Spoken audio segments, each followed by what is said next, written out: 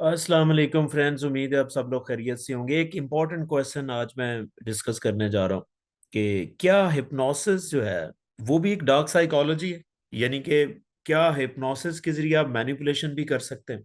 देखिए, ज्यादातर जो हिप्नोसिस का जो कॉन्सेप्ट है वो बेसिकली एक सक्सेस की तरह है, एक पॉजिटिव चीज है। क्यों? कि हिप्नोसिस का जो तल्लक है वो एक्टिवेशन ऑफ सबकॉन्शियस माइंड है।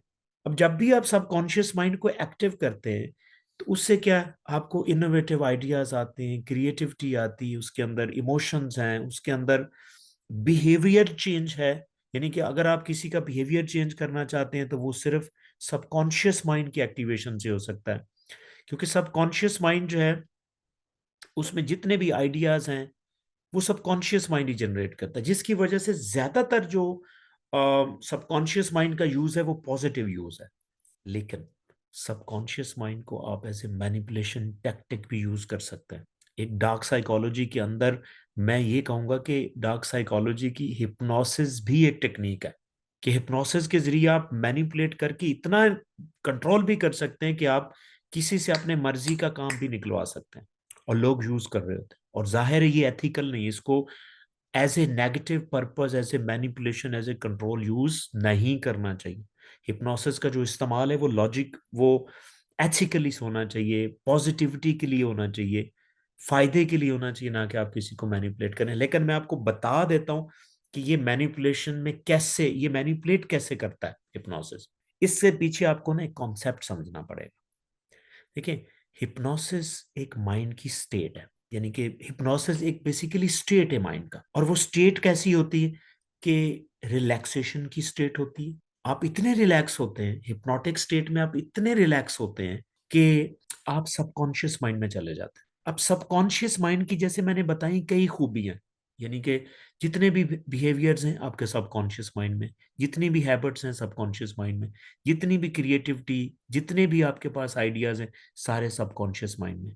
आप इससे अंदाजा लगाएं कि आपके जो पूरे माइंड का, यानी कि आपका जितना भी माइंड होता है उसमें 88% आपका जो माइंड होता है वो सबकॉन्शियस माइंड होता है। आप इससे अंदाजा लगाएं कि ये बॉडी को चलाता है, रन ही सबकॉन्शियस माइंड करता है।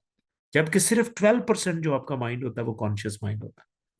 उसकी अपनी एक इंपॉर्टेंस है, लेकिन हम यहाँ पे सबकॉन्शियस माइंड को डिस्कस कर रहे हैं। देखें, जब आप हिप्नोटाइज करते हैं किसी को, आप हिप्नोटिक स्टेट में लेके जाते हैं तो वो सबकॉन्शियस माइंड में होता है। अब सबकॉन्शियस माइंड की इतनी खूबियों के साथ एक खूबी ये भी है कि हिप्नोटिक स्टेट में आप हाइपर सजेस्ट हो जाते हैं। हाइपर सजेस्ट होने का मतलब ये है कि आप लोगों की बातें इजीली मान लेते हैं, इतनी रेजिस्टेंस शो नहीं करते। नहीं कि अगर आप हिप्नोटिक स्टेट में है ना, यूजुअली मैं आपको बता देता हूँ कि जब भी आप इमरजेंसी सिचुएशन में होते हैं ना, आप हिप्नोटिक स्टेट में होते हैं ज्यादातर। इसीलिए इमरजेंसी में जब आप होते हैं, आप कोई भी बंदा बात करे ना, आप मानने की कोशिश करते हैं। इसीलिए जो लोग आपको मैनिपुलेट करना चाहते हैं ना हिप्नोसिस के जरिए, वो आपके अराउंड को ऐसी सिचुएशन क्रिएट करेंगे जिससे आप एक इमरजेंसी सिचुएशन में हो, इमरजेंसी सिचुएशन में। और इमरजेंसी सिचुएशन क्रिएट करने के लिए मैं आपको बताऊं, दो तरीके ये लोग इस्तेमाल करते हैं। या आप में फियर क्रिएट करवा देंगे या ग्रीड क्रिएट करवा देंगे। मेरी यहाँ पे एक लाइन भी है कि you are always in hypnotic state while you are in fear और ग्रीड।